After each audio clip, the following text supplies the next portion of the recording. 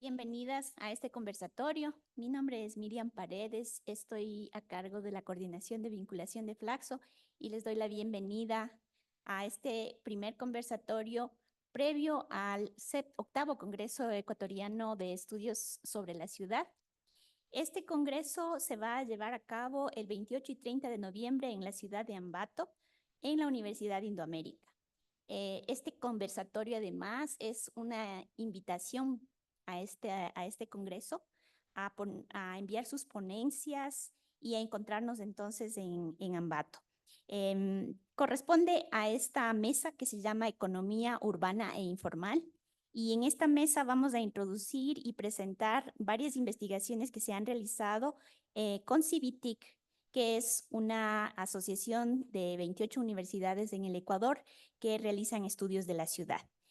Con esta introducción, le doy paso a Erika Bedón, quien va a introducir a los ponentes del día de hoy. Por favor, adelante, Erika. Muchísimas gracias, Miriam. Buenas tardes con todos y todas, los que están presentes y también quienes nos acompañan en la virtualidad, que también les sentimos muy cercanos. Gracias por acompañarnos. Voy a ir presentando a cada uno de los ponentes en esta tarde que hacen parte de este primer eje de discusión, ¿no? Entonces, para que los tengamos presentes, vamos a ir haciendo la presentación de cada uno de ellos en orden. Primera intervención está a cargo de Francisco Enríquez, ¿sí? Francisco es economista por la Universidad Central del Ecuador, máster en Desarrollo Local por la Universidad Complutense de Madrid, Centro Universitario Villanueva, España, diplomado en Gobernanza de la Cooperación Transfronteriza por el Colegio de la Frontera Norte, México, investigador asociado a Flaxo, Ecuador. Su tema a exponer es el comercio de la calle en Quito. ¿Cuántos y quiénes son? ¿Dónde se localizan? ¿Qué venden? ¿Por qué crecen? ¿Con qué acciones el municipio busca controlarlos? ¿Qué problemas causan a la ciudad? ¿Cuál es su aporte? Estas son algunas de las preguntas que Francisco estará desarrollando en su intervención. Adelante, Francisco, te escuchamos. Tienes 20 minutos, que es el tiempo que cada expositor tiene. Muchísimas gracias. Muchas gracias, Erika. Buenas tardes con todas, con todos. Muchas gracias por asistir a este conversatorio, tanto de manera presencial como también de manera virtual. Es importante decir que este conversatorio es parte de las acciones preparatorias del octavo Congreso Ecuatoriano de Estudios sobre la Ciudad y particularmente en lo que estamos aquí convocados es en lo que gira en torno al eje de economía urbana informal. Mi presentación, quizás le ponemos la presentación.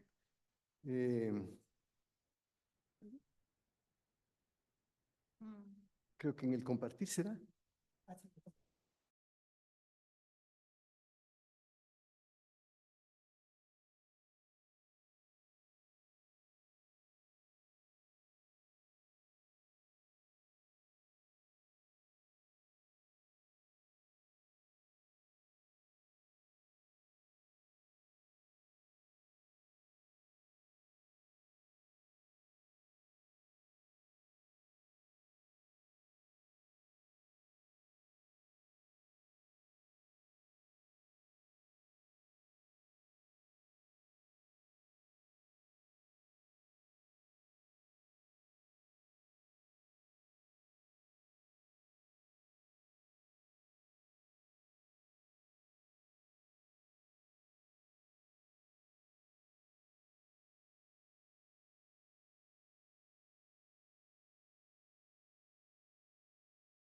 Latina y el Ecuador, que se dio entre los años 2004 y 2013, como consecuencia de una mayor demanda que había por parte de China, fundamentalmente por sus niveles de crecimiento económico. Ello provocó un incremento en los precios de los commodities, que en el caso nuestro, el petróleo es un bien relevante, y eso generó una serie de ingresos al Estado y a la sociedad que permitió mantener niveles de inversión y de gasto público relevantes, importantes. Pero a partir del año 2014, la tasa de crecimiento del PIB nacional empezó a decrecer, lo que provocó una importante reducción del gasto público. Eso, en el caso de Quito en particular, tuvo un impacto mayor, en la medida en que Quito es una ciudad predominantemente administrativa que depende en buena parte del flujo de recursos que provengan del Estado como gasto o como inversión. Entonces eso tuvo un fuerte impacto en Quito y eso se expresa en el hecho de que la economía empezó a decrecer a nivel nacional. Tal vez le pasamos una Navidad. Tal vez Bien. Abajo, en las ahí, en las flechas. flechas, ajá, exactamente, unita menos, ahí. Entonces eso dio lugar a que tanto a nivel nacional como a nivel de la ciudad el PIB decreció y eso se expresó también en el fenómeno de lo que es el desempleo y el subempleo. Y lo que tenemos, por ejemplo, en el gráfico, tanto en el 22 y en el 23, en los gráficos que están a la derecha, es que el desempleo en Quito, por ejemplo, era el doble y más que el doble del desempleo a nivel nacional, del promedio nacional. Entonces, una de las ciudades más afectadas de este decrecimiento, de esta ralentización que hubo de la economía, provocó tasas de desempleo mucho mayores que en el resto del país, ¿no?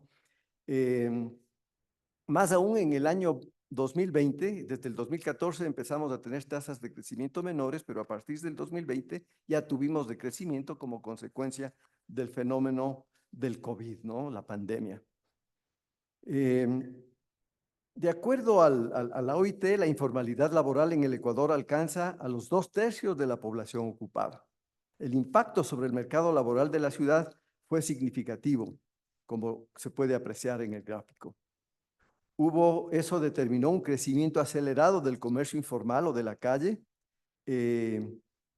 y hay que anotar que otro factor importante, además del fenómeno del decrecimiento, fue también el hecho de que desde los años 80 se pusieron en vigencia políticas neoliberales que precarizaron el trabajo mediante la tercerización, que tuvo como característica también la reducción de puestos de trabajo.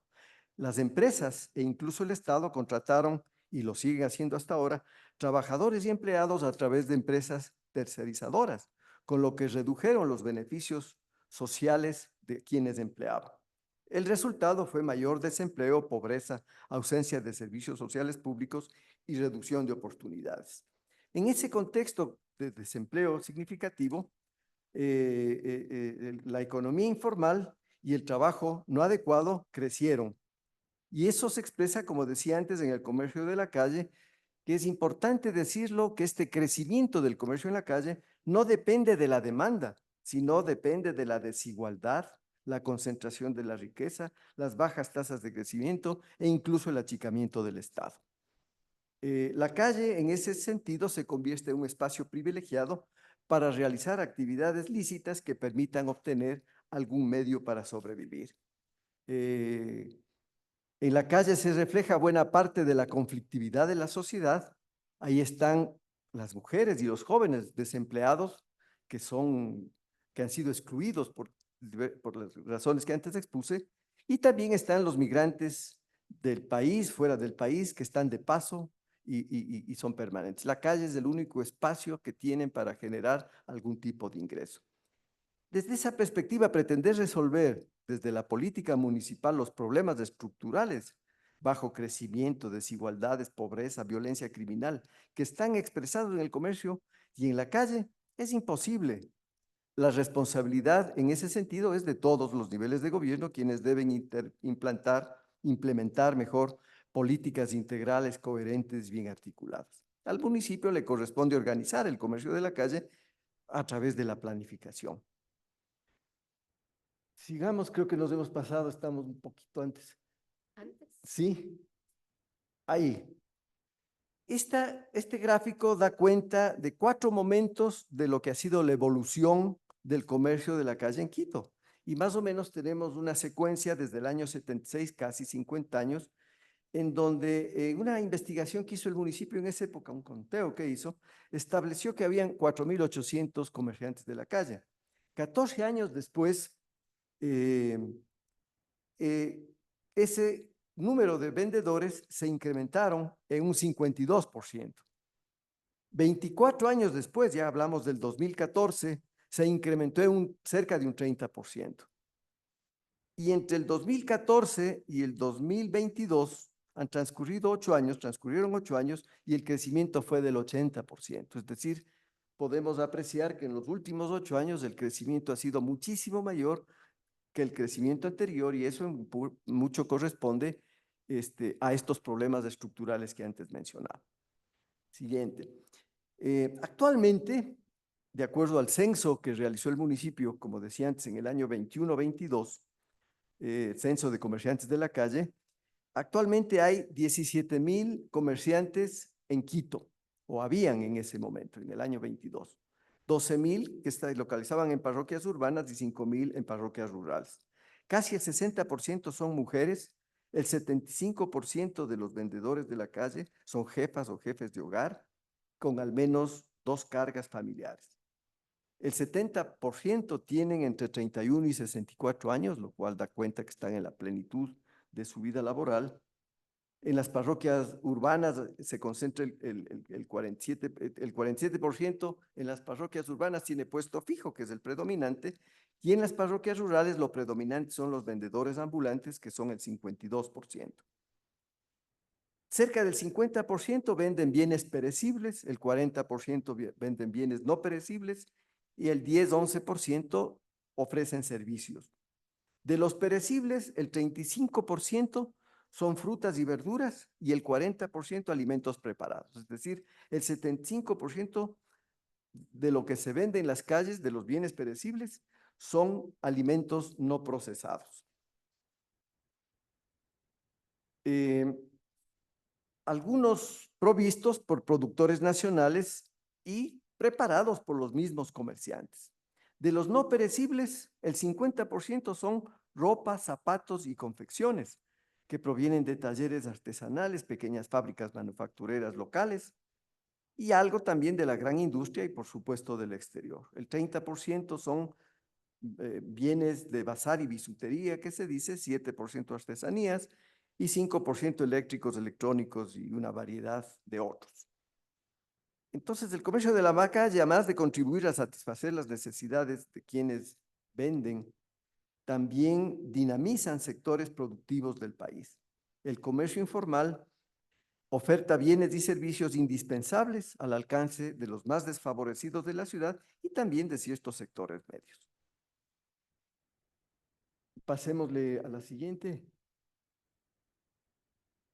Pasémosle esto, no tenemos mucho tiempo. Muchas gracias.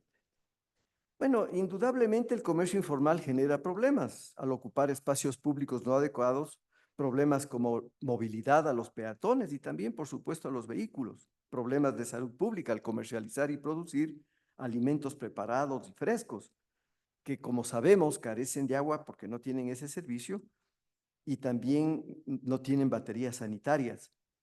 Genera residuos que si no son bien canalizados contaminan calles, plazas y parques.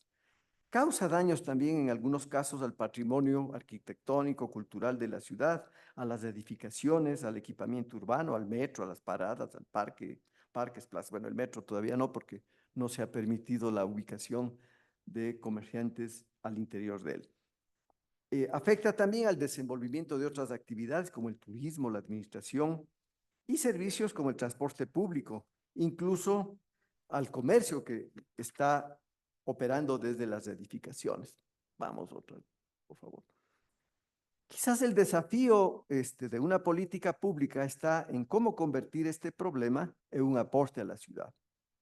El comercio de la calle se ubica en espacios públicos abiertos que favorecen el encuentro y la socialización, creando cultura de vecindad y barrio, que no lo hacen los supermercados e inclusive no lo hacen tampoco ahora estos micromercados, tutis y demás que han aparecido por la ciudad, ¿no? La ocupación de espacios públicos abiertos genera seguridad al dejar de ser espacios vacíos y convertirlos en espacios ocupados. Retirarlos de la calle, reubicándolos en lugares cerrados, priva una parte de la ciudad de los bienes necesarios para su subsistencia a precios convenientes.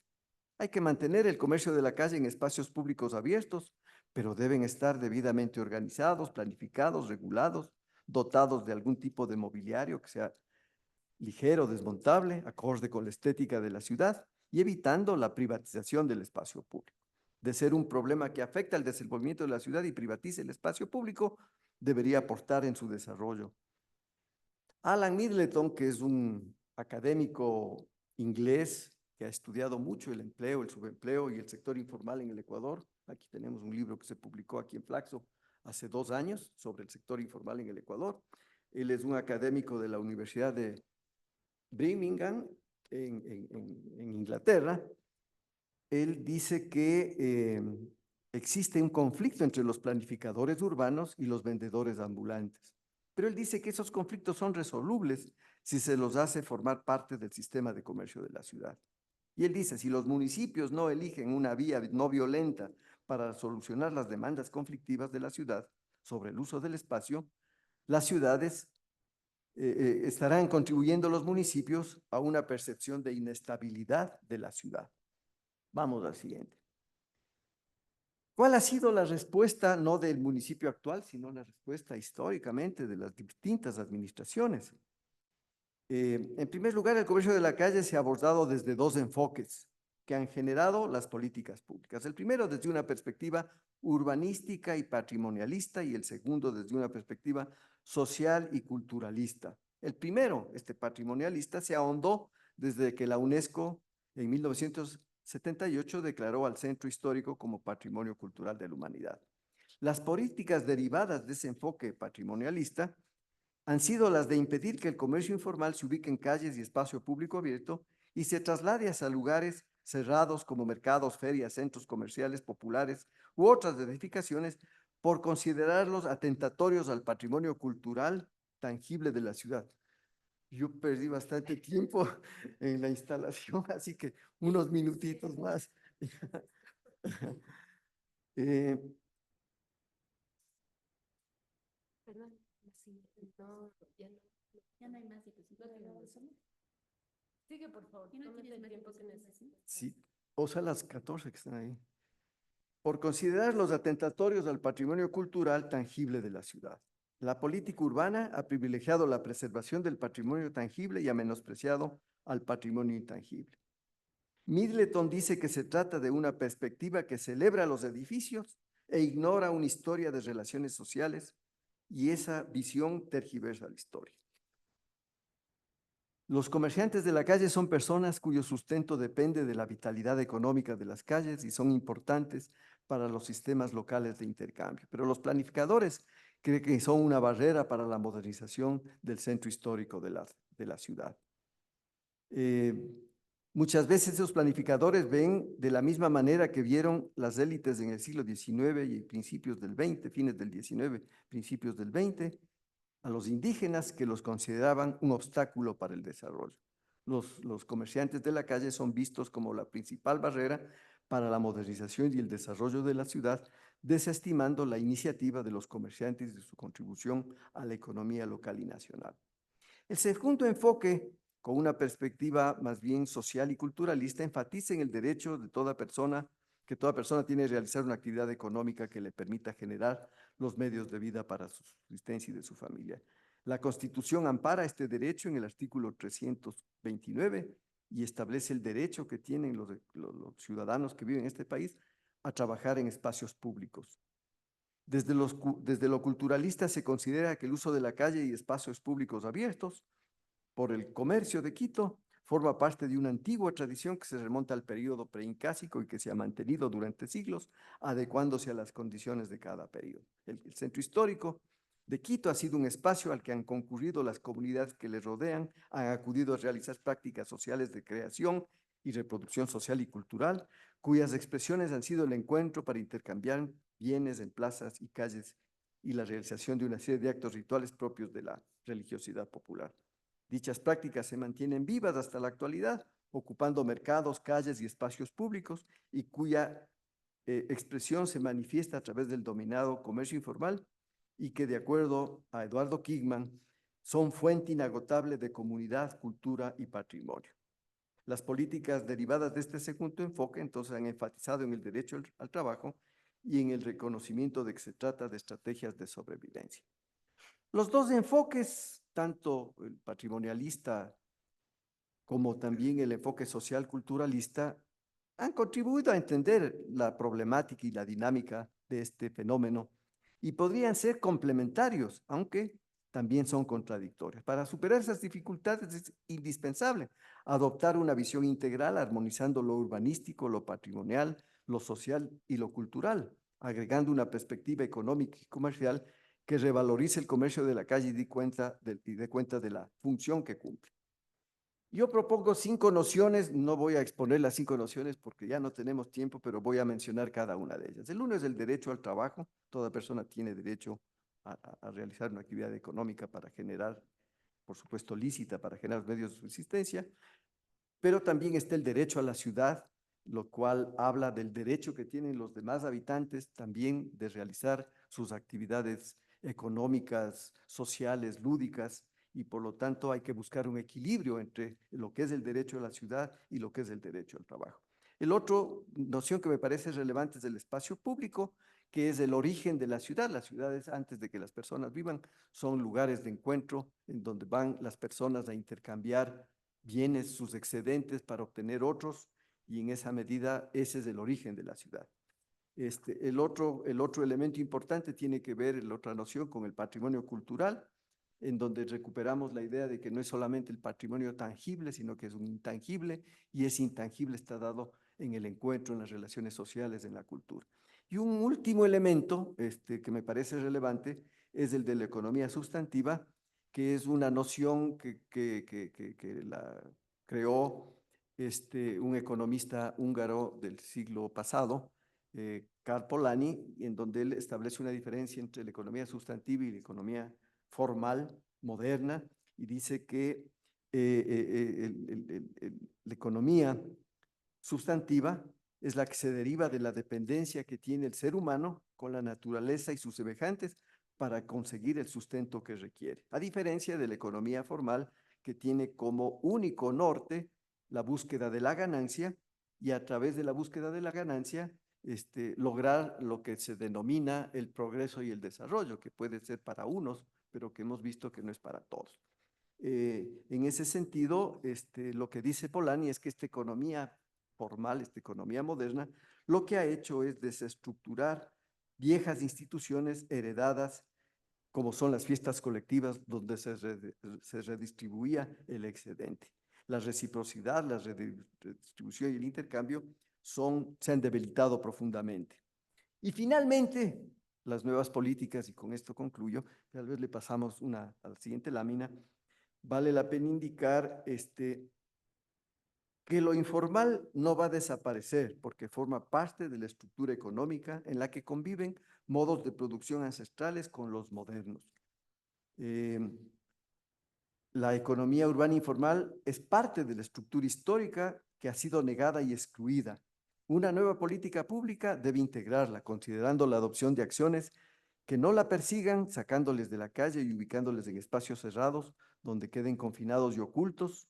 La nueva política pública debe reconocer la importancia económica, cultural y social del comercio informal, pero por supuesto hay ahora una sobredimensión, por las razones estructurales que antes mencioné, de este fenómeno, y en ese contexto es fundamental organizarlo en el espacio público, aglomerarlo en lugares adecuados que formen parte de la trama urbana, dotándoles de servicios, mobiliario ligero, desmontable, estéticamente acorde con el paisaje de la ciudad y que a la vez dignifique el trabajo.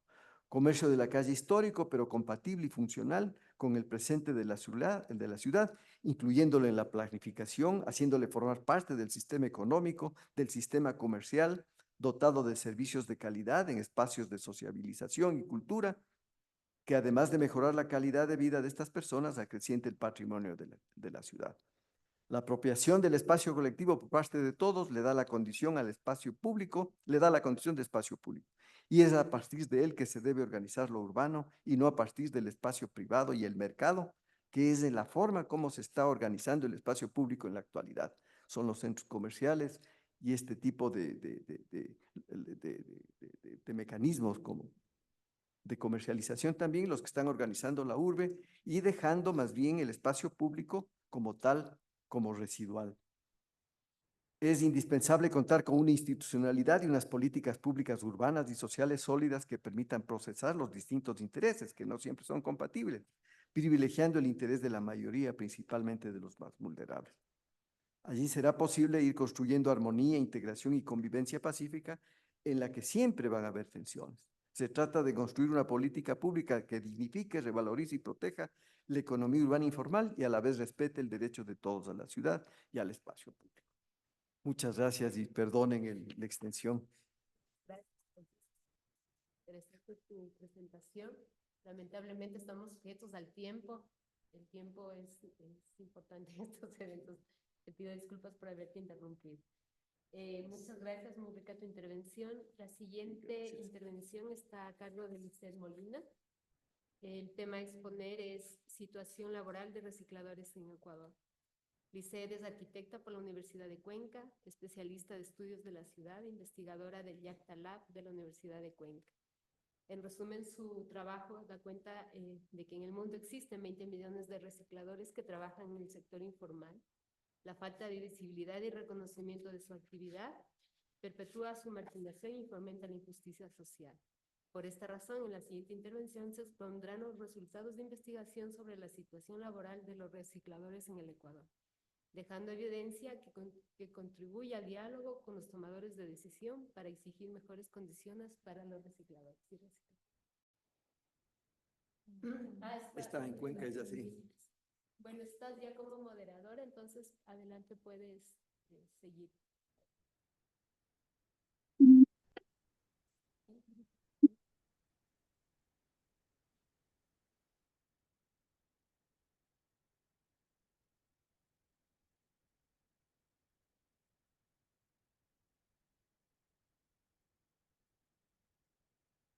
Sí, ahí me escuchan, ¿me confirmas? Porque yo no les escucho claro a usted.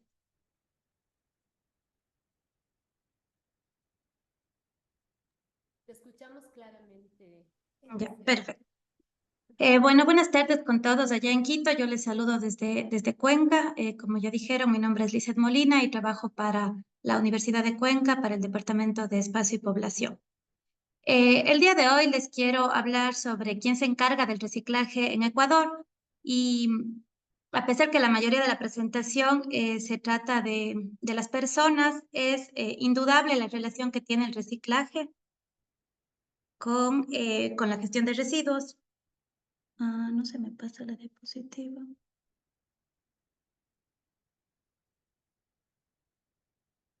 Ya. La gestión de residuos sólidos se ha convertido en una prioridad mundial, tanto en la discusión académica como en la planificación de las ciudades, porque aunque es inevitable generar residuos, su acelerado crecimiento ya resulta insostenible. En 2016 se generaron más de 2.000 millones de toneladas de residuos en ese año y se estima que para 2050 se incrementará en un 70% esta generación de residuos, lo que significa que para ese año se generarán 3.400 millones de toneladas. Y esto trae consigo impactos negativos al ambiente, riesgos para nuestra salud y problemas sociales y económicos. En este contexto, el reciclaje surge como una de las estrategias más comunes para el tratamiento de los residuos. Sin embargo, reciclar no tiene la misma connotación a nivel mundial. Aunque es un tema globalizado, el reciclaje varía de una región a otra, dependiendo de la tecnología, de los recursos económicos, de los aspectos socioculturales y, por supuesto, de las políticas de cada lugar. Así, los países con ingresos económicos altos, ubicados en América del Norte, Europa y Asia Central, recuperan el 29% de sus residuos y en América Latina se recicla el 4%. ¿Quién está detrás de estas cifras?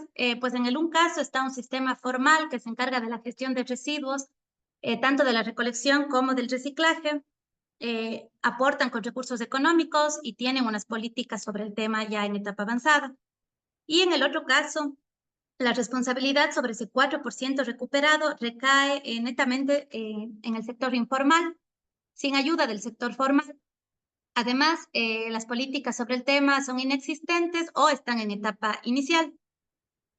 ¿A quién nos referimos con el sector informal? Pues nos referimos a los recicladores de base, las personas que consiguen dinero a cambio de materiales recuperados de los residuos de la ciudad, para el sustento diario de ellos y de sus familias. Tanto los recicladores como sus familias fueron golpeados fuertemente con la llegada de la COVID-19, pues el confinamiento obligatorio en nuestro país les impidió salir a las calles para recuperar el material y no les permitió conseguir sus ingresos económicos. En este contexto, hace 2 años iniciamos el proyecto Rumbos acá en la Universidad de Cuenca para estudiar las condiciones laborales y de salud de las recicladoras de base. Uno de los objetivos fue construir una línea base que permita visibilizar las características de trabajo de los recicladores y a través de la evidencia científica generada se pueda facilitar el diálogo con los tomadores de decisión y plantear estrategias que dignifiquen y aporten a su bienestar. Así pues, iniciamos el levantamiento de información, hicimos encuestas, exámenes médicos, etnografías, tracking con GPS, talleres, entre otras herramientas, gracias a las cuales pudimos conocer el perfil de los recicladores en 3 ciudades, una en cada región, una en La Libertad, otra en Cuenca y otra en Macas. Los recicladores de base son personas que están entre los 50 y 69 años de edad. Además, el 36% ingresó a esta actividad después de los 40 años, lo cual nos confirma que frente a la falta de oportunidades, ellos han encontrado en el reciclaje una forma de conseguir su sustento diario. Además, como ya se mencionó en la presentación anterior, al pertenecer al sector informal, trabajan sin un sueldo fijo, sin contrato ni beneficios de ley. En las ciudades de la costa son más los hombres los que se dedican al reciclaje. En la sierra, en ciudades como Quito y Cuenca, son las mujeres quienes realizan esta actividad, y en el oriente, en una de las ciudades que investigamos, también son mujeres, pero en menor porcentaje que en la sierra. Su ingreso promedio por el reciclaje es de $148, muy por debajo de un sueldo básico del Ecuador. Y el reciclaje se realiza en 2 modalidades en nuestro país. Una es en puntos fijos, ya sea acudiendo a botaderos a cielo abierto, a rellenos sanitarios o centros de acopio. Y la otra modalidad es a pie de vereda, es decir, en las calles de la ciudad, y es en quienes nos enfocaremos el día de hoy en las siguientes diapositivas. ¿Qué implica el reciclaje a pie de vereda? Para los recicladores, a pie de vereda, la calle es su empleo y su vida. Ellos caminan diariamente a través de nuestras calles para buscar material de las fundas que se encuentran fuera de las casas o de cualquier otro equipamiento para recuperar material y después vender. Se apoyan en carritos, coches, saquillos, triciclos, etc. Después almacenan el material en sus casas y finalmente lo venden. Su actividad implica una constante negociación entre el espacio público y privado. Si bien en el espacio público recolectan, muchas veces lo almacenan en el espacio privado y, como ven en la fotografía, le tratan al material recuperado, lo pisan, lo empacan, dependiendo de cuál sea la manera en la que el intermediario les compra. Además, los recicladores a pie de vereda luchan entre mostrarse y esconderse. Por un lado, necesitan mostrarse para poder recibir los materiales que les entregan los vecinos, pero por otro lado, necesitan pasar desapercibidos para que no les expulsen de las calles y puedan seguir trabajando. Además, necesitan negociar entre el sistema formal e informal. Es decir, necesitan negociar con sus pares, pero también necesitan negociar con los municipios para que les permitan abrir y buscar de las fundas que se encuentran en las calles. Y en el caso, como les comentaba, de Quito y Cuenca, en donde predominan las mujeres, también es una constante negociación entre el trabajo productivo y reproductivo. Muchas de las recicladoras son cuidadoras también mientras trabajan, como ven en la fotografía de ahí. Además, las personas a pie de vereda caminan entre 5 y 17 kilómetros en cada jornada. Ahí pueden ver uno de los resultados de los trackings que hicimos en la ciudad de Macas y 2 casos en Cuenca.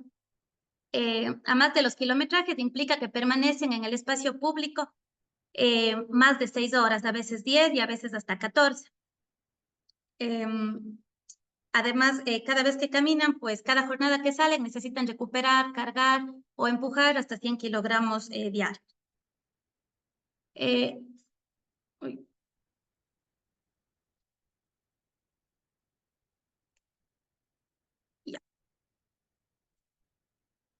Ya. Además, podemos ver en este video de aquí.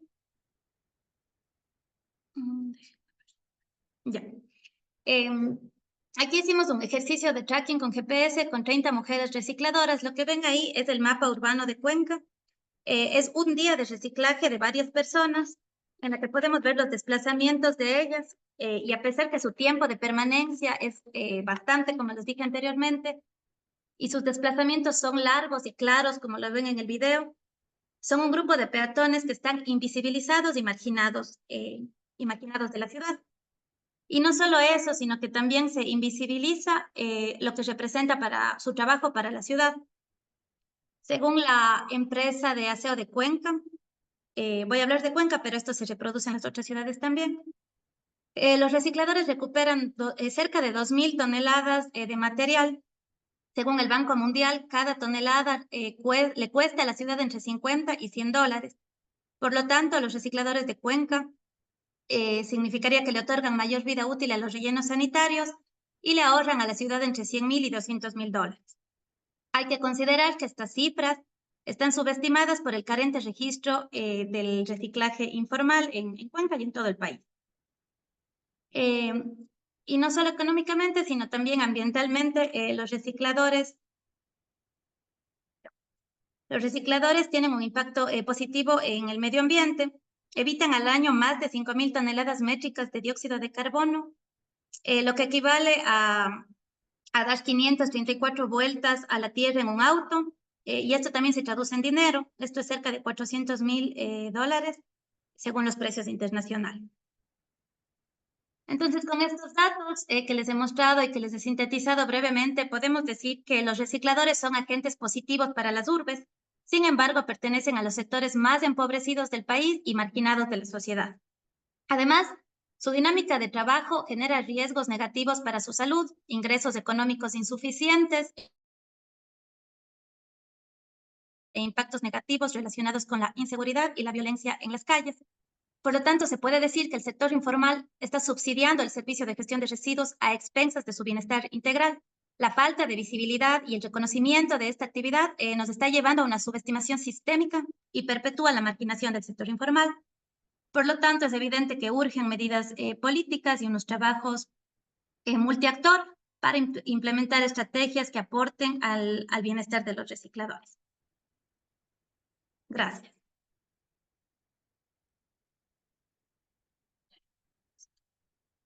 Muchísimas gracias, Lisette. Tenías todavía unos minutos, de pronto si quieres comentarnos algo más o dejamos ahí como tú gustes.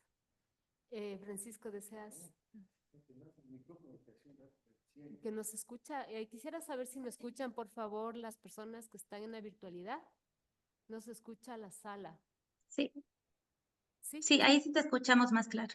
mejor. Ok. Lisette, tienes unos minutos todavía. No sé si gustas ahondar un poquito más sobre tu presentación o deseas dejarlo ahí para retomar en las discusiones y en las preguntas que haga el público.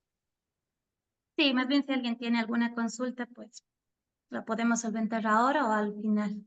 Perfecto, entonces Ujú. dejamos las preguntas y las respuestas para el final. Hacemos una ronda de preguntas entre todos. Pasemos a la siguiente ponencia, por favor. La siguiente ponencia está a cargo de Yubari Valero. Yubari es PhD en Economía del Desarrollo de Flaxo, Ecuador, donde se ha desempeñado como docente investigadora en Desarrollo Rural, Economía Social y Soberanía Alimentaria. Posee 2 especializaciones, una en Desarrollo Endógeno, otorgada por la Universidad Centro Occidental Lisandro Alvarado en Venezuela, y otra en Desarrollo Local, obtenida en la Universidad Hebrea de Jerusalén, en Israel. ¿Se escucha? Quisiera saber, ¿hay eco o qué inconveniente hay?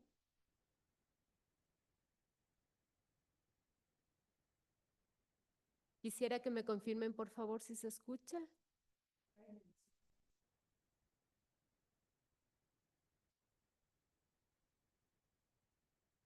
Okay. Bueno, ¿desean, repito, la presentación de Yubari? Sí, mejor, pero bajo. Ok, vamos a tratar nuevamente. La siguiente presentación está a cargo de Yubari Valero. Yubari es PhD en Economía del Desarrollo de Flaxo, Ecuador, donde se ha desempeñado como docente investigadora en desarrollo rural, economía social y soberanía alimentaria. Posee 2 especializaciones, una en desarrollo endógeno, otorgada por la Universidad Centro Occidental Lisandro Alvarado en Venezuela, y otra en desarrollo local, obtenida en la Universidad Hebrea de Jerusalén, en Israel, y una maestría en Economía Social de la Universidad General Sarmiento en Argentina.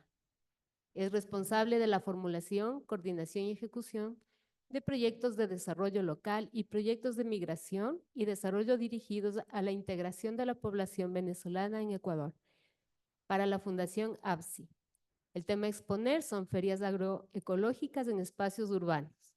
La ponencia describe a partir del estudio de casos cómo las ferias agroecológicas en espacios urbanos representan un ejemplo exitoso en el que la economía social puede promover la sostenibilidad, la inclusión social y el desarrollo local.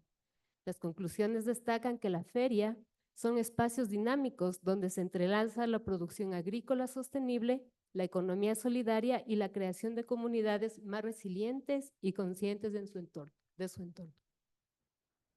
Yubari, adelante. Te comparto la presentación. Sí, por favor. ¿Es esta de aquí la Sí. tuya? Creo que vamos por ahí. ¿Sí? Adelante, por favor. Listo. ¿Lo puedes poner en grande? Claro. Dame un minuto. Chévere.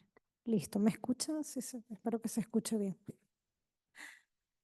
Listo. Bueno, nada, yo voy a traer un poco al conversatorio, al debate, el tema de las ferias agroecológicas y cómo forma parte de la configuración de los espacios urbanos. No sé si me cambio para allá para poderla correr. ¿Quieres pasarte acá? ¿O te paso el teclado, ¿no? Ajá. Que Eso, para mí exacto. La tecnología no es... La tecnología, perdón. Listo. Ok. Eso.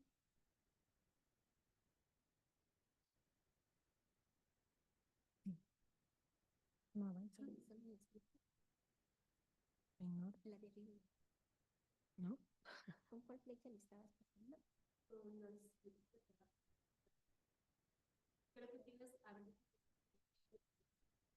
Perfecto. Chévere. Ok. Entonces, a ver, la idea de la presentación está estructurada de la siguiente manera: conversar un poquito sobre el concepto en sí de las ferias agroecológicas, como para contextualizar un poco.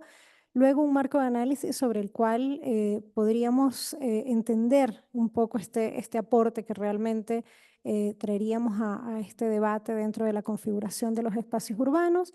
La idea es tomar en consideración 2 casos de estudio con los que fueron parte de una investigación que se realizó hace algunos años, específicamente durante el 2019-2020, en el marco de una investigación sobre los sistemas alternativos de comercialización, pero que son súper útiles para este análisis o esta reflexión que estamos llevando adelante. Algunos aportes al debate y, bueno, finalmente las conclusiones.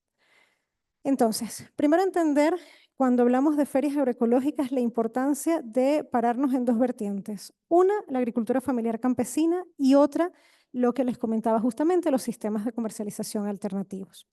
En lo que respecta a la agricultura campesina, a la agricultura familiar campesina, que es importante entender que no hablamos precisamente de una agricultura a pequeña escala, sino de una manera en que la familia está desarrollando su actividad agrícola ganadera y que es la forma en que la vive, ¿ok? Como una lógica atada al territorio. ¿Y por qué es importante entender esto? Porque cuando se hace el análisis de cuáles son las limitaciones que tienen al acceso a los mercados convencionales, se parte de un análisis de lo convencional, vale la redundancia, es decir, sobre la capacidad de negociación, sobre las características de la producción, sobre los niveles organizativos que pueda tener, sobre el acceso a recursos y a financiamiento. Sin embargo, es importante entender que si estamos hablando de un modelo de producción no convencional, debemos enmarcarnos en un canal de comercialización no convencional también. por lo cual podemos entrar a discutir un poquito sobre los sistemas de comercialización alternativos, que más allá de la comercialización en sí, es básicamente un sistema de coordinación de la producción, la distribución y el consumo. ¿Cuáles son las características de estos sistemas, que es donde se van a enmarcar estas ferias agroecológicas a las que estamos haciendo la referencia? En primer lugar, la proximidad entre los actores, ¿ok? Es decir, no eliminamos intermediarios, hay una diversidad, las ferias es uno de estos sistemas, pero dentro de esta diversidad nos vamos a encontrar con un tipo de relación más próxima entre productor, intermediario, consumidor.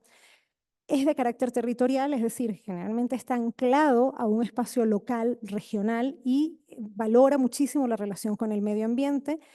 Se manifiesta a través de unas prácticas de intercambio, es decir, no únicamente transacciones mercantiles, sino también la presencia de transacciones no mercantiles. Podemos encontrar mecanismos de hibridación de estos temas de intercambio, y también nos vamos a encontrar con una dinámica súper interesante, que es esta posibilidad de comercializar o intercambiar productos que se producen con una mirada ya de orientación comercial, es decir, yo produzco para comercializar, o del excedente, es decir, de lo que yo produzco en mi unidad de producción. Hola. Sí.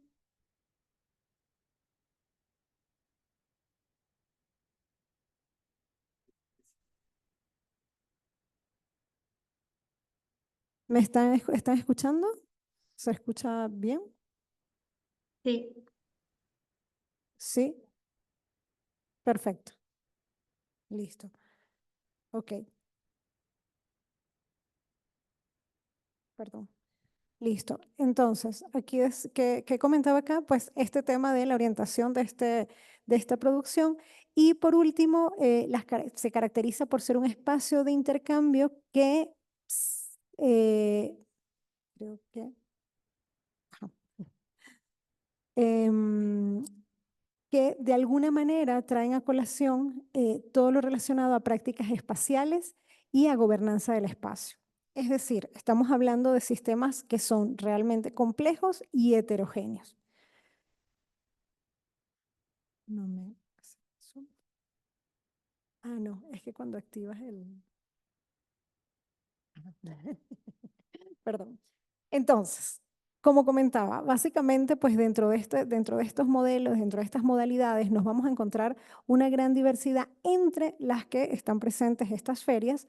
¿Y qué es lo que yo traigo un poco el día de hoy? El poder hacer este análisis desde las características que se presentan o desde las variables del intercambio, de cómo se da ese intercambio específicamente en el caso de las ferias, que es mercantil y no mercantil, de los agentes que forman parte de este proceso de intercambio, que en el caso de las ferias sí es directamente productor-consumidor, y de las características del espacio físico, porque resulta que de todas estas modalidades que yo me puedo encontrar, como tiendas, canastas, ferias, compras públicas, exportación asociadas, hay dos específicas donde yo requiero un espacio físico en donde se lleve adelante este proceso de intercambio, que es el caso de las tiendas y de las ferias. Pero las tiendas, ¿ok? Estas tiendas, como decir Camari, que conocemos que de alguna manera hay un espacio físico gestionado por una organización, es muy diferente a la situación que se presenta en el caso de las ferias. ¿Por qué? Porque es un espacio que es gestionado por una organización de productores y o consumidores. Es decir, a veces son los mismos consumidores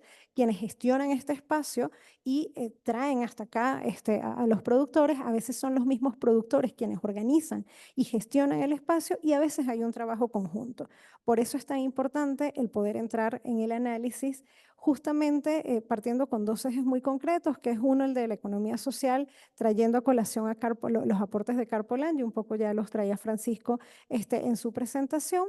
Y es interesante porque si analizamos, digamos, la perspectiva de Carpolandi sobre la mercantilización del mercado, nos encontramos con que el que podamos tener formas de intercambio híbridas, donde hay mercantil y no mercantil, y que justo se dé en un espacio urbano, en un espacio físico, pues obviamente nos permite un poquito empezar a entender esa resistencia que de alguna manera se pueden estar generando desde estos espacios dentro de las ciudades con las que estamos haciendo referencia.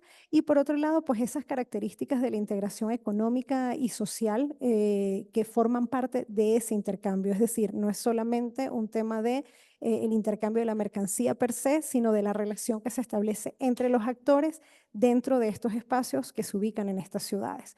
Y el otro eje que me permite de alguna manera traer a colación es la gobernanza de los bienes comunes de Elinor Ostrom, que de alguna manera hace referencia a lo que es la gestión del espacio, ¿no? El cómo se da esa gobernanza del espacio, donde se están estableciendo estas dinámicas de intercambio, que ella nos trae el análisis sobre el diseño de las instituciones. Acá es súper interesante porque cuando hacemos, y ya lo voy a profundizar con los estudios de caso, cuando hacemos el análisis de las características de las ferias y de cómo gestionan estos espacios en estos lugares urbanos, en estos centros urbanos, hay una serie de reglas, de normas que se establecen, que se construyen, algunas formales, algunas informales, pero que son las que permiten garantizar esa gestión de ese espacio, los parámetros también de gobernanza, digamos, de no verticalidad, sino también de esta horizontalidad que se establece entre productores y consumidores.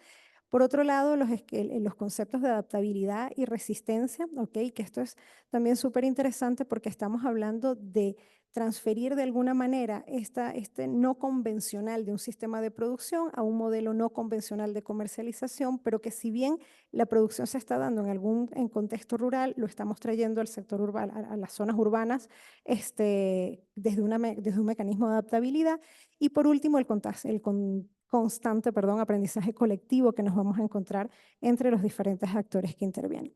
Acá, sin entrar mucho en detalle, la idea es poder conversar un poquito sobre los casos desde estas dos variables, ¿no? Desde estas características que hablamos donde hay una relación directa entre los actores, ¿ok? Que es el caso de las ferias, y por otro lado, que se lleva a cabo en un espacio de intercambio delimitado. Acá no voy a ahondar mucho, pero ¿qué es lo único que sí quería rescatar acá, que es parte de estos resultados que les comentaban de la investigación de donde estoy trayendo los casos? Es el hecho de encontrarnos con que cuando hablamos de las ferias, tenemos que tener claro que hay ferias campesinas que van a tener una orientación doméstica y una orientación al mercado. Un poco lo que comentaba al inicio respecto a la orientación de la producción, ¿no? Y esto va a marcar una diferencia muy interesante en las características de la gestión del espacio. Y ya vamos a ver por qué.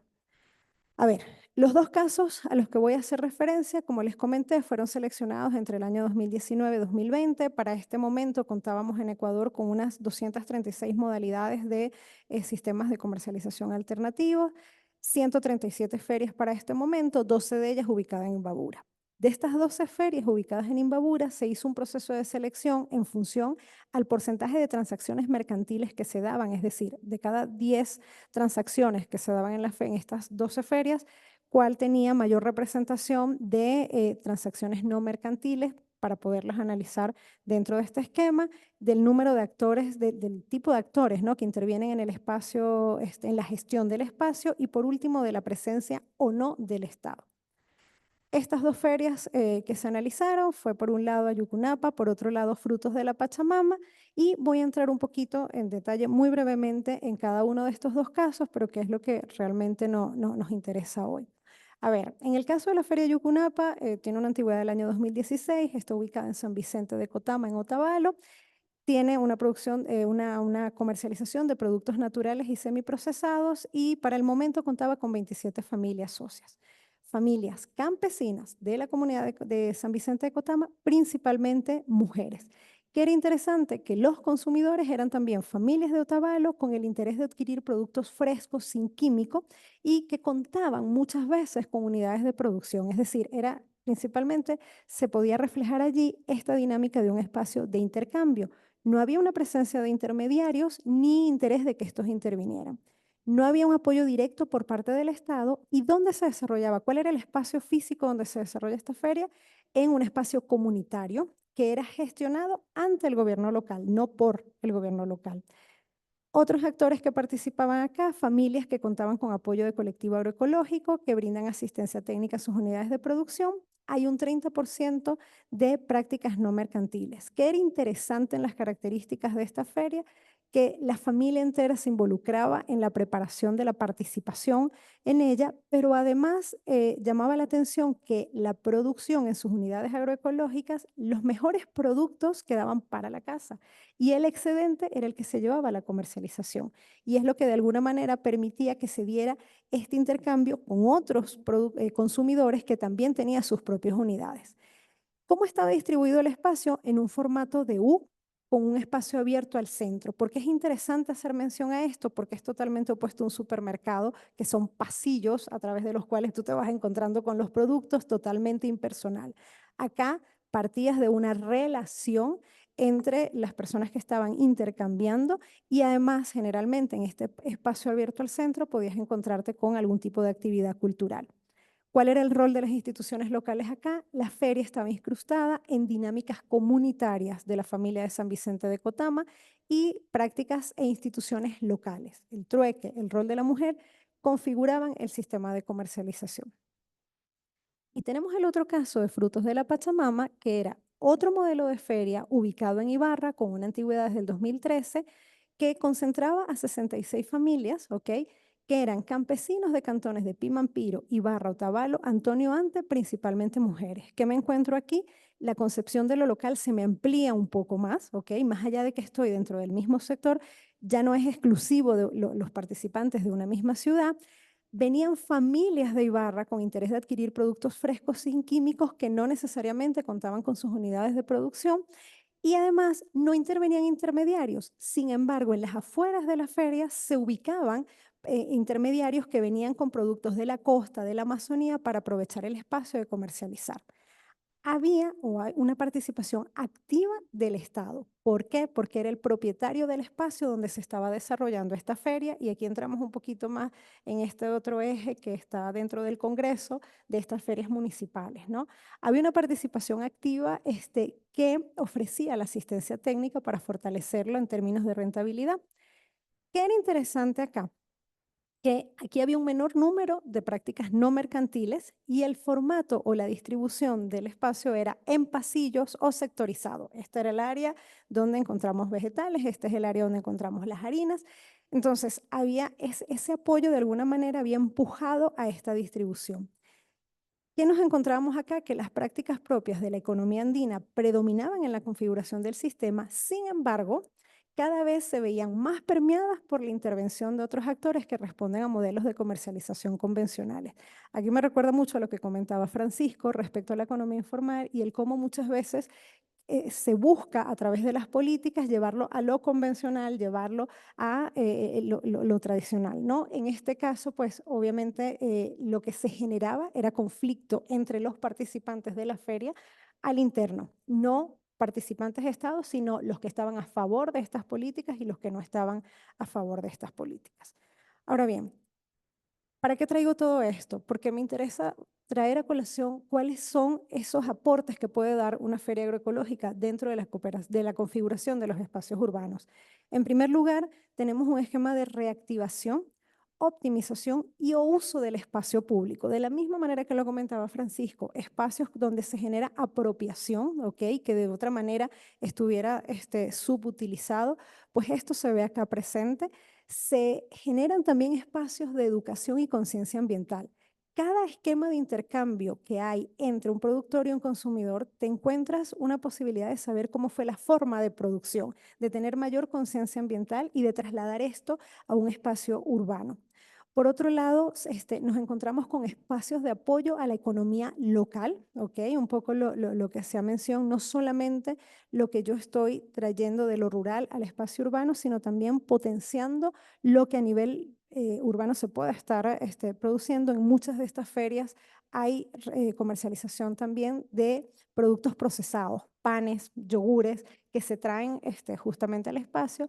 Espacios de inclusión a grupos vulnerables. Muchos de estos espacios nos encontramos justamente con representantes de comunidades indígenas, nos encontramos también con personas, como les comentaba, en situación económica que la elaboración de algún tipo de producto y comercializarlo acá, pues les permite generar algún ingreso.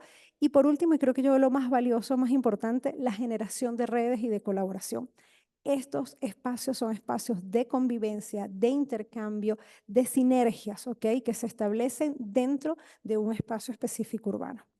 En conclusión, ¿qué podemos decir? Pues en primer lugar, tener claro que la agricultura familiar campesina traslada sus dinámicas a la esfera productiva, de la esfera productiva a la comercial, es decir, se entrelazan con la esfera doméstica, priorizando los intereses del grupo familiar en las prácticas de intercambio. En segundo lugar, que el espacio de intercambio de las ferias integra prácticas y saberes de la herencia cultural.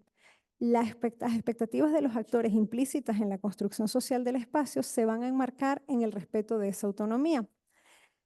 Otro elemento clave en estas conclusiones es que la autogestión colectiva del espacio es un aspecto esencial del sistema de gobernanza de la feria. La incorporación de un agente diferente al colectivo de productores y la relación de este agente con el espacio determina un modelo de gestión autónomo dependiente. Esto que comentaba yo de la participación del Estado, de grupos de consumidores, de otros tipos de unidades de producción, pues obviamente va a generar su propio esquema de gestión. Y por último, pues que sí hay un impacto integral en la vida urbana a partir de la configuración de espacios que promueven la integración social y económica, la participación y la sostenibilidad ambiental. Gracias.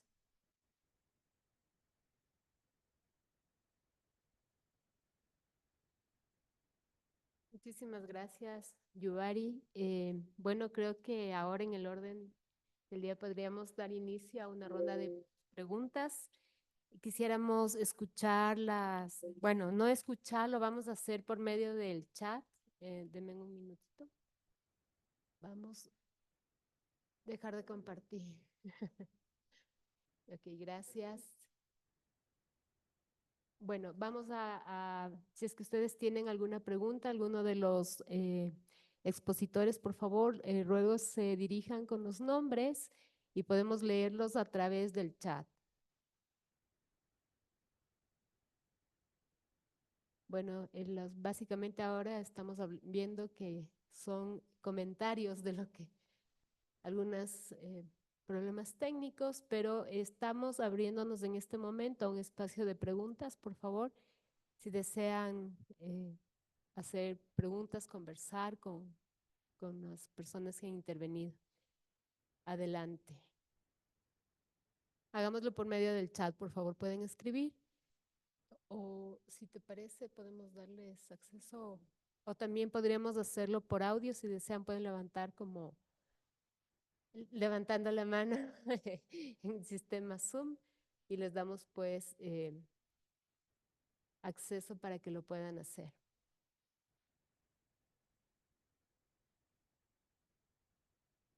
Bueno, de pronto también podríamos, si gustan, como generar algún diálogo interno. Me parece que han habido varios elementos que están presentes en las distintas intervenciones que tienen que ver como estos espacios de resistencia, como estos espacios de tensiones y de posibilidades, ¿no? Entonces me gustaría también, si por ese lado podríamos como comentar un poquito, ¿no? Sí, perdón. Adelante. Quizás comentar el hecho de que existe, digamos, una vinculación bastante estrecha entre lo urbano y lo rural. Vemos, por ejemplo, en esta última exposición de Yubari, cómo prácticas familiares campesinas se han adecuado y se han proyectado incluso a la ciudad a través de estas modalidades de comercialización que tiene que ver con las ferias, ¿no? Y quizás eso es un tanto coincidente o también se puede identificar en las prácticas del comercio de la calle, en la medida en que existen también familias, existen agrupaciones, digamos, de carácter a veces de carácter del mismo origen territorial o familiar, o a veces inclusive religioso, cultural.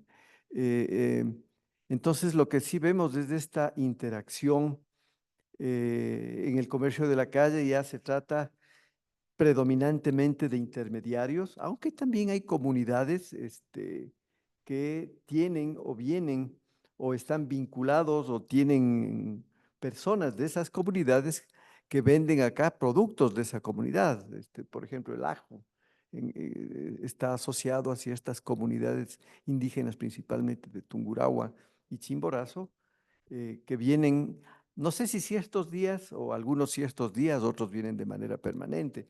O se puede ver también en la comercialización, por ejemplo, de chochos, mote, tostado, ese tipo de cosas, de alimentos, que son alimentos que se preparan en las comunidades y que vienen y se venden por días en los mercados, en ferias o en la misma calle, ¿no? Entonces, me parece que eso es lo relevante y lo que vemos también es la dinámica, es una dinámica muy activa, digamos, ¿no?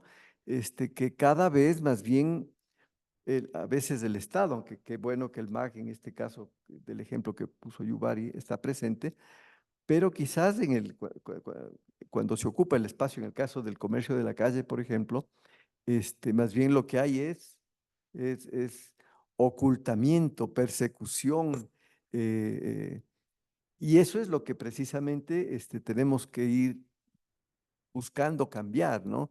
Y por eso es interesante también este espacio de esta red de universidades que son facultades de arquitectura, en donde hay profesores, estudiantes, investigadores, que están haciendo política pública municipal o van a hacer política, ir logrando entender la riqueza y por supuesto también el tema de las recicladoras de base, eh, que son ya un fenómeno urbano, digamos, eh, que cumple una función absolutamente relevante, importante, y también se ve la poca presencia del Estado, ¿no?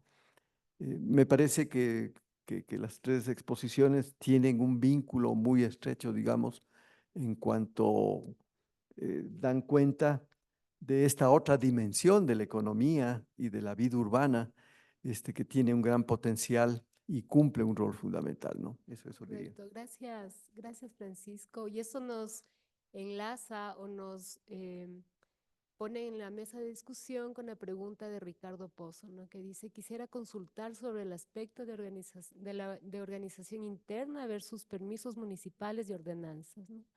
Las ordenanzas o normativas locales incluyen estas prácticas muy valiosas para una verdadera apropiación del espacio público. Pregunta y felicita a los ponentes por sus presentaciones.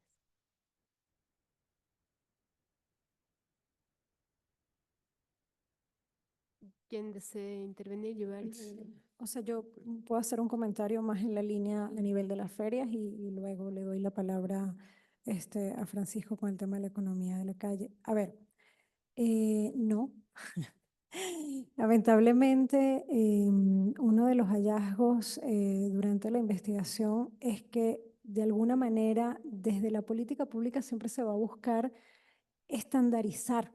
Y lo que yo decía al inicio de la presentación cuando hacía referencia hacia los sistemas alternativos de comercialización es que son muy heterogéneos. Entonces, es bien complejo que una política te recoja todas esas prácticas o la riqueza de todas esas prácticas que te vas a encontrar allí. ¿Cuál creo yo que es la ruta o por dónde se debería orientar un poco en entender muy bien con cuáles realmente puedo trabajar y a cuáles realmente puedo normar? Entonces, esto que yo, si hay una conciencia, al menos en el caso de las ferias, de que hay una producción de orientación doméstica y hay otra producción que está orientada realmente a la comercialización y hay una serie de acciones que puedan potenciar eso, allí tiene sentido. Pero si yo trato de aplicar estas mismas regulaciones o estas mismas normas a todos, puedo generar una acción con daño. Entonces, al menos en ese caso fue uno de los elementos que identifiqué. No sé si tienes... Sí, yo diría que las ordenanzas y la política municipal en general pretende, digamos, regularizar a los vendedores y esa regularización está dada por la obligación que tienen de obtener un permiso anual que se renueva cada año y que implica, digamos, algunas condiciones. Una de esas es que deben capacitarse unas horas de capacitación brindada por el municipio. Y además cuentan con el permiso del lugar o del recorrido de los lugares en los que van a estar. A veces los vendedores, los comerciantes de la calle, miran esto como una forma de control, porque uno, por ejemplo, lo que reciben de capacitación en realidad se ha convertido es una visión que tiene el municipio, pero que no encaja necesariamente con las necesidades y aspiraciones que tienen los comerciantes de la calle. En esa medida se vuelve una obligación porque es un requisito. Si no cumplen con esas horas de trabajo o de capacitación, entonces no obtienen el permiso, ¿no? Además, se da una deserción significativa en el trayecto. Además, tienen que hacer algún pago y más bien muchos comerciantes de la calle lo que hacen es no registrarse, porque lo que sienten es que si se registran van a ser objeto de control. Mientras que si no se registran, tienen la posibilidad de estar en permanente fuga, digamos, huida, cada vez que aparece la policía. Entonces, en ese sentido, sí tiene que haber un mayor compromiso, o sea, tiene que haber una mayor identificación de cuáles son las necesidades reales de esos comerciantes y cómo el municipio puede ser un soporte para eso, ¿no? Eh, por ejemplo, el mobiliario que usan los comerciantes de la calle es un mobiliario muy precario, ¿no? Muy precario que hace que el servicio en muchos casos sea muy deficiente. Y en ese sentido, entonces, el municipio debería tener una política que busque, uno, mediante la planificación urbana, establecer. Ahora el municipio de Quito ha creado estos recorridos, estos espacios pintados para que la gente vaya a pasearse. Ahí deberían estar en algún punto los comerciantes dotados de un mobiliario siendo parte de la trama urbana, ¿no? Claro, este rato estamos hablando de 17,000, probablemente son mucho más, porque no se han registrado todos y porque han crecido en el transcurso de estos 2 años. Y como decía, se trata de un conflicto grave, estructural. No todos los que están en la calle son comerciantes. Hay muchos mendigos que venden caramelos que deben ser canalizados hacia la Secretaría de Inclusión Social y hacia las políticas sociales y tener un tratamiento desde esa perspectiva. En los temas de inseguridad, porque también, claro, en el comercio de la calle se puede identificar también una asociación con grupos delictivos, pero eso tampoco lo va a resolver una política de comercio, eso tiene que resolverse mediante una política de seguridad. Son otras instancias las que tienen que intervenir. En todo caso, de lo que se trata es de que el gobierno local se convierta en un soporte, no en un estorbo. Y eso es hacia donde deberíamos orientar esas políticas, ¿no? Y lo otro es que tiene que haber esa visión integral, ¿no? Tiene que sumarse lo social, tiene que sumarse lo económico, lo comercial, otros aspectos que a veces son difíciles en las instituciones porque tienen formas de actuar estanco desde cada una de las direcciones que no se articulan entre sí, ¿no? Sería bueno también escucharle quizás a Lisette la perspectiva de las ordenanzas en lo que tiene que ver con las recicladoras. Lisette, si Sí. gustas comentar adelante, por favor. Sí, es bastante similar a lo que comentan anteriormente. Igual, los recicladores acá en Cuenca, por ejemplo, son 236, 240 que están registrados en la empresa municipal de aseo de Cuenca, pero se estima que existen más de 1,000, pero que no se registran justamente por el tema de control y de cumplimiento de capacitaciones anuales. Entonces, no le ven un valor agregado a ser registrados por el municipio. Además, las personas que están registradas tampoco tienen garantía de derechos en la calle. Existen conflictos territoriales, existen robos de material, existen temas de violencia que estar registrados en la empresa municipal no les garantiza que les solventen estos problemas ni los problemas territoriales. Entonces, sí, en realidad las personas que pertenecen a la Red Nacional de Recicladores no son muchas acá y el porcentaje es mayor de las personas que no se registren. Y también el tema de permanencia en el espacio público, como les comentaba, son jornadas de más de 8 horas en el espacio público y tampoco existe garantías de mobiliario o de servicios de agua potable gratuita, eh, artefactos urbanos que les permitan cubrirse de la lluvia, del sol, de las inclemencias del clima. Eh, entonces, en realidad no es un espacio público accesible para realizar la logística, que es una logística de residuos, básicamente. Ujú. Correcto, gracias, Lisette. Me lleva a pensar, por ejemplo, que estas políticas desde el gobierno local, ¿no es cierto?, en espacios que están o han sido o han tratado de ser gestionados desde las propias poblaciones, ¿no es cierto? Por ejemplo, en la ciudad de Quito, la Feria de las Hierbas, ¿no?, de la plataforma Primero de Mayo, por citar un ejemplo. Esta incidencia, digamos, de control que tienen las políticas municipales dentro de estos espacios, lejos de ayudar al agenciamiento de estas poblaciones, lo que ha hecho es como colocarles en un margen, digamos, como al margen del comercio, ¿no? Entonces, incorporando, por ejemplo, cierto sector del comercio callejero informal, digamos, pero además de las llamadas cachinerías, ¿no?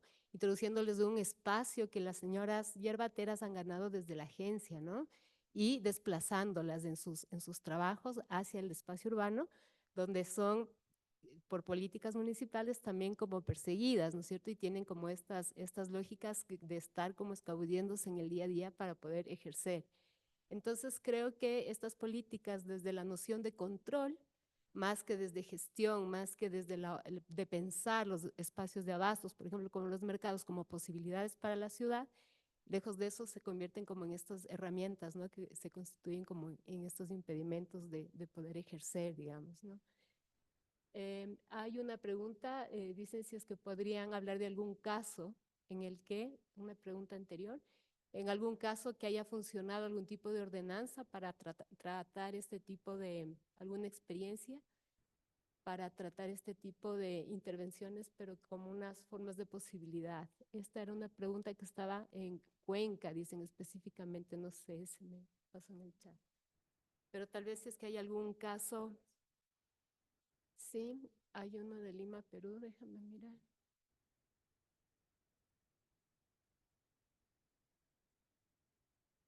A ver, Ronald Torres dice, mi comentario es el siguiente, desde los gobiernos municipales su política urbana es la de prohibir el comercio ambulatorio, ¿no es cierto?, llámese informal, a través de sus ordenanzas y represión municipal. Sin embargo, la realidad es todo lo contrario. Los lugares prohibidos, el ecosistema urbano es un clima de comercio en las calles.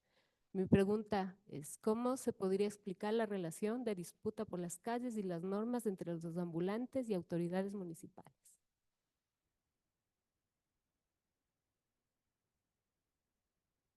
Adelante. Yo podría responder en parte a las dos preguntas, en el sentido de que la visión que ha habido hasta ahora, en mucho, ha sido la visión, que es una visión histórica, además, eso que decía Middleton, de asociar lo indígena con el comercio, porque claro, quienes comercializan históricamente en las calles han sido provenientes de las comunidades que rodeaban Quito y luego, si vemos fotos de los años 50, vamos a ver que son indígenas. Eso ha cambiado en el sentido de que ya no son netamente indígenas o mestizos, pero hay una racialización en esa política.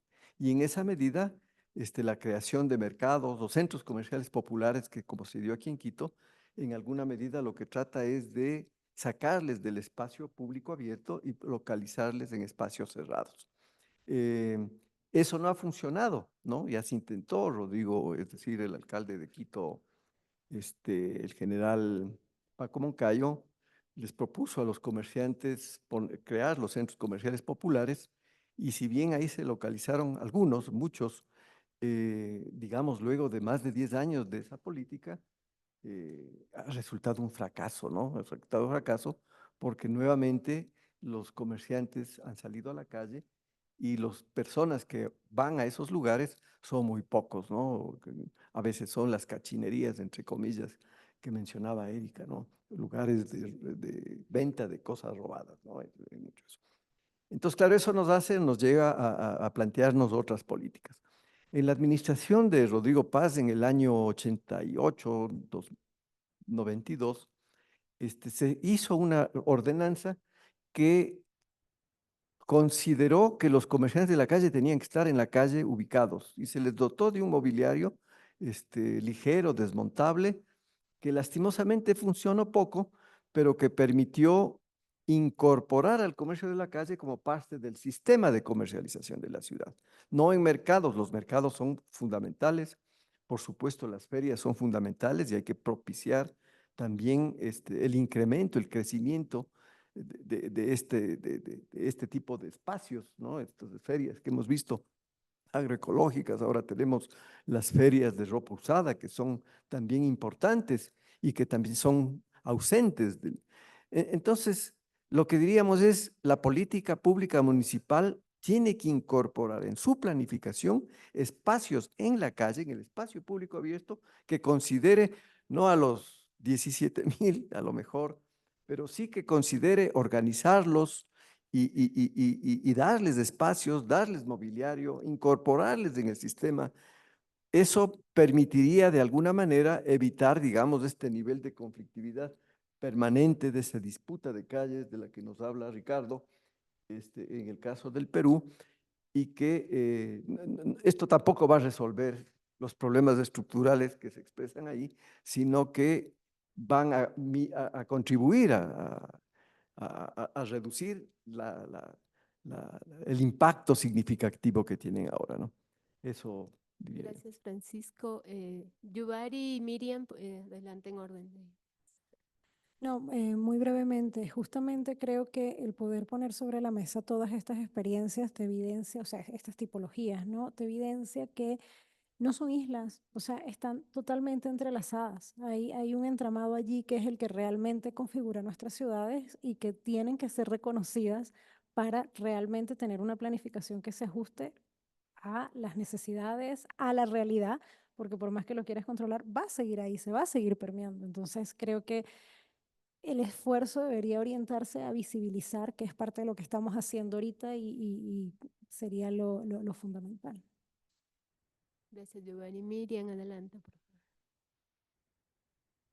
Bueno, yo estaba muy impresionada por la presentación de los ahorros que implica el reciclaje de basura, por ejemplo, para las ciudades. Yubari no presentó, pero yo sé que cuando hacemos hicimos una encuesta sobre qué implica tener el acceso a los productos frescos y productos agroecológicos en las ferias agroecológicas, ¿verdad? Hicimos una comparación entre consumidores que van a esas ferias versus consumidores que no incluyen las ferias agroecológicas en sus lugares de compra y digamos, el retorno en términos de salud es impresionante, ¿no?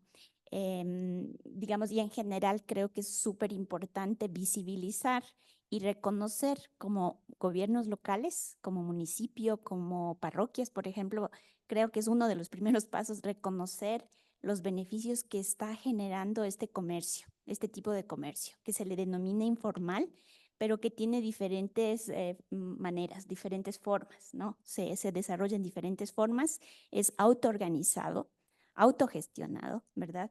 Yo creo que si nosotros comenzamos posicionando estos beneficios y diciendo cuántos le ahorra al municipio este tipo de trabajos, cuánto le ahorra a la población en términos de salud, ¿sí? Ya nos sale de ahí un fondo, ¿verdad? Para equipamiento, nos sale de ahí un fondo para equipamiento mínimo, ¿no? Como decíamos, adecuado, por ejemplo, a las ferias agroecológicas o a digamos, al reciclaje de basura, por ejemplo. Y también hasta subsidios, diría yo, ¿no? Entonces, pienso que es súper importante hacer esta conversión entre, sí son los pobres, porque ya sabemos que son pobres muchas de las personas que están o les denominamos pobres. Sabemos que la mayoría son mujeres, ¿verdad? Es algo común a los casos que han presentado el día de hoy. Entonces, ¿por qué en lugar de eso también decimos qué es lo que están contribuyendo, ¿no? O sea, no son pobres, son personas llenas de recursos en un sentido. gente que está resolviendo problemas a la ciudad a través de resolver su propia forma de vida. Entonces pienso que por ahí hay que comenzar y yo he visto, por ejemplo, en el municipio de Cayambe, un municipio muy pequeño, también en el de Pedro Moncayo, ellos lo que han hecho es organizar una comisión para apoyar a las agricultoras que hacen las ferias agroecológicas, ¿sí? A través de una, o sea, ellos apoyan una certificación de la producción agroecológica y las ordenanzas municipales han sido que quienes tengan el carnet de producción agroecológica son las únicas personas que pueden comerciar en el espacio público como ferias en estos dos municipios, pero está vinculado a grupos de apoyo a estas mujeres, a estas asociaciones. Entonces, no es como vamos a normarles para controlarles, vamos a normar, pero vamos a normar de una manera en la que vamos a apoyar, ¿sí? Y eso se trabaja con las mujeres que hacen la feria. Entonces, siento que por ahí podría ir el tema de trabajar con la gente a ver qué es lo que realmente les va a servir, ¿no? Antes de decir, bueno, a todos les va a servir un tipo de equipos o les va a servir un lugar ¿cómo le llaman? Un centro de acopio o este tipo de cosas, pero sería bueno trabajar con la misma gente y decir, bueno, ¿qué es lo que sí les podría servir? Y no en el tema de normar y control, ¿verdad? Pero tal vez en cómo nosotros podemos apoyar porque están generando un beneficio muy importante, no solamente social, pero económico grandísimo para las ciudades, ¿no? Entonces pienso que si comenzamos por ahí, podemos decir, eso nos ahorran más o menos cuánto podemos entonces invertir, ¿no? Adelante. Nos ayudas con tu nombre, por favor, y sigue con la pregunta.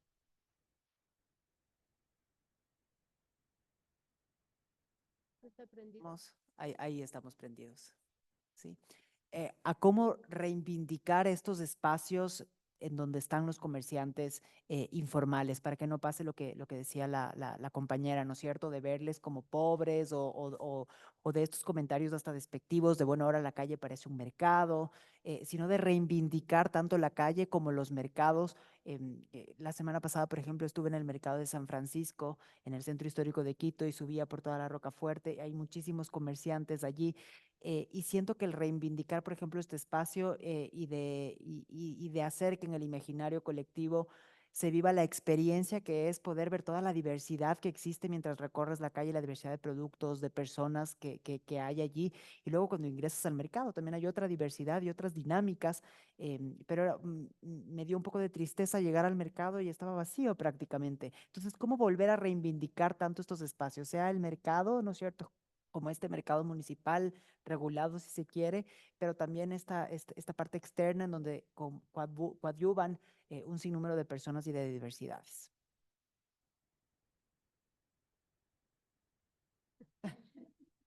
Ahí, si me permites, hay una experiencia, por ejemplo, justamente, ¿no? En este largo tiempo que hemos venido trabajando tema de mercados con el Eduardo Kingman, hemos visto, ¿no? Esta dinámica de los mercados se están vaciando y nos hemos encontrado con las compañeras y compañeros de los mercados en el espacio público, ¿no? Dice, nosotros no podemos sostener el puesto al interior del mercado porque no hay nadie, ¿no?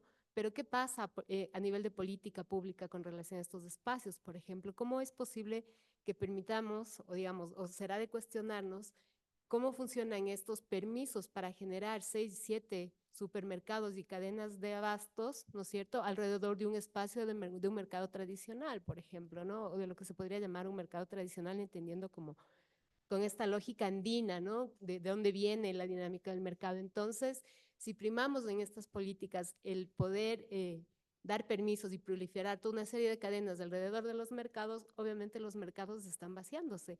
Tenemos en otras cadenas de supermercados, por ejemplo, que venden los mismos productos, ¿no es cierto?, de la misma manera que lo venden en el mercado a menor costo, ¿no? Porque comienzan a generarse como monopolios. Entonces, desde ahí estas lógicas de por qué los mercados están vaciándose y la gente sale a rodear, ¿no? Como se llama, ¿no? Entonces, son las mismas, muchas de ellas son las mismas compañeros de los mercados, paradójicamente, ¿no? Sí, bueno, quizás ese es un poco el desafío que tenemos, ¿no? Es decir, lo que estamos haciendo es reivindicando, ¿no es cierto?, el comercio de la calle, el mercado, la feria, como espacios de sociabilización, que tienen que ser entendidos como espacios económicos. O sea, ya Polanyi tiene mucha razón en cuanto a la ganancia y este norte del progreso ha ido estrangulando, digamos, estas prácticas que sobreviven en nuestro medio, digamos, que sobreviven a pesar de todo. No es que no esté presente ahí la ganancia, está, pero también están presentes estas otras prácticas, ¿no? Yo creo que ese es el desafío que tenemos, digamos, a lo mejor no tenemos una respuesta, pero lo que quisiéramos es tener esas ferias, esos mercados y ciertos espacios urbanos en donde tengamos la posibilidad de tener relaciones comerciales y sociales, ¿no? Hablábamos con Yuvari alguna vez de que los supermercados están hechos de tal manera en donde las personas caminamos entre, ¿cómo se llaman estas? Estantes, en donde no necesitamos hablar sino con el cajero para preguntarle cómo le pagamos, cuánto es. Y ya Está con- negada ahí la relación social, no existe relación social, es la individualidad absoluta, digamos, ¿no? El aislamiento, que es esta modernidad, digamos, que está encima nuestro y que en alguna medida es lo que estamos reflexionando sobre estos otros espacios y ver cómo los recuperamos, ¿no? Cómo desde lo económico y todo.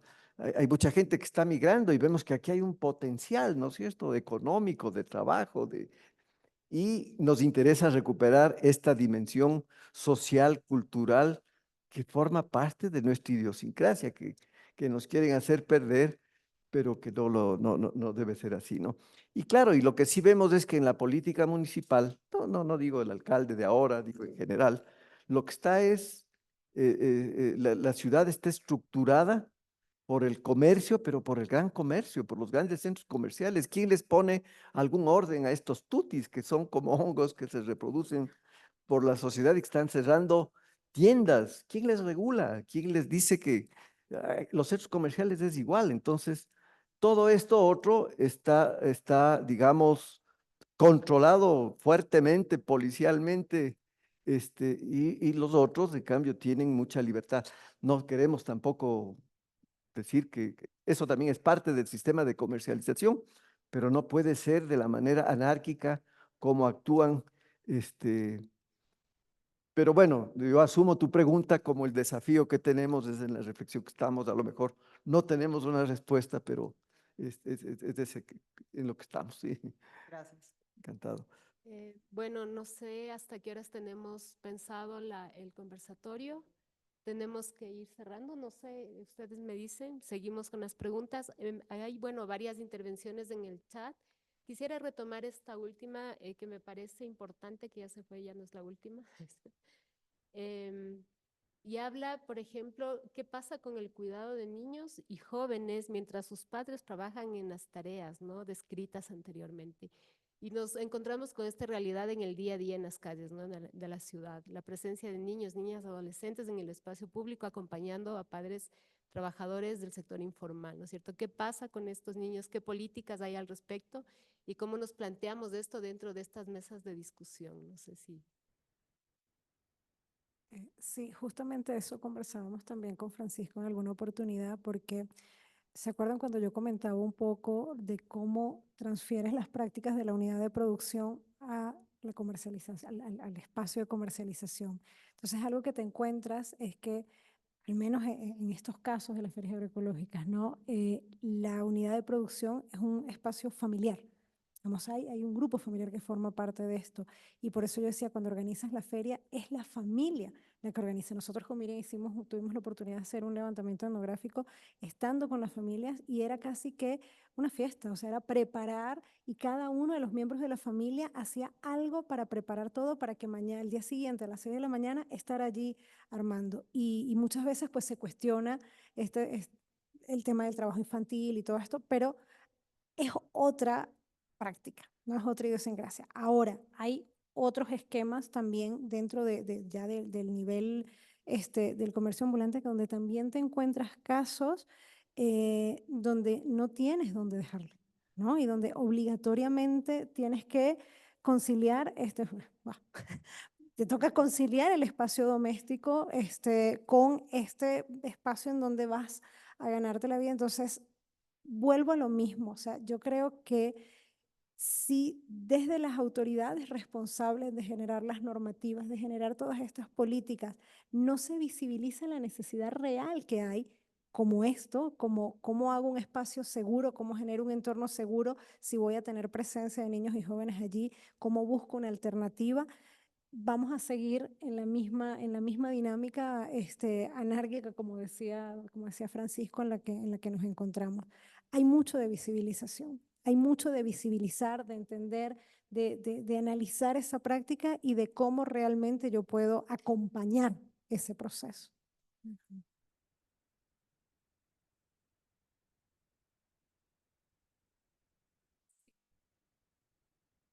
Tenemos muchas más preguntas, intervenciones, nos encantaría seguir conversando, dialogando, pero gracias a hay muchas preguntas todavía, intervenciones en el chat y nos gustaría seguir conversando sobre el tema. De hecho, esta es una de las primeras mesas sobre este eje que se van a llevar a cabo. Ya nos van a explicar un poco más e informarnos sobre el tema. Y ya podríamos ir cerrando entonces esta mesa, agradeciéndoles a cada una de las personas que nos han acompañado virtualmente y también aquí en la sala, en el Salón de Afiches de Flaxo. Por favor, adelante, Alexandra. Muchas gracias. Bueno, ya para finalizar este encuentro, queremos agradecer la asistencia al primer conversatorio de los 6 que están programados previos al 8º Congreso Ecuatoriano de Estudios sobre la Ciudad. En este caso hemos presentado trabajos del eje temático Economía Urbana Informal. Dentro de los subtemas que estamos manejando en este eje está el comercio de la calle, ferias inclusivas agroecológicas y de bienes usados, mercados municipales y centros comerciales populares, recicladoras de basura, trueque, cajas de ahorro y emprendimientos. Queremos invitarles a todos los presentes a presentar sus propuestas de ponencia en los ejes temáticos de este congreso, que son agua en el hábitat urbano, ciudades verdes, economía urbana informal, el paradigma tecnológico de la ciudad, género en estudios urbanos y urbanismo de adaptación. Queremos también recordarles que el cierre del plazo para presentar sus propuestas de ponencia es el 5 de agosto, así que nuevamente la invitación está hecha a participar en este Congreso Ecuatoriano de Estudios sobre la Ciudad, que se va a llevar a cabo en Ambato a finales de noviembre, el 28 y 30 de noviembre. Así que de nuestra parte, muchísimas gracias y hasta un nuevo encuentro.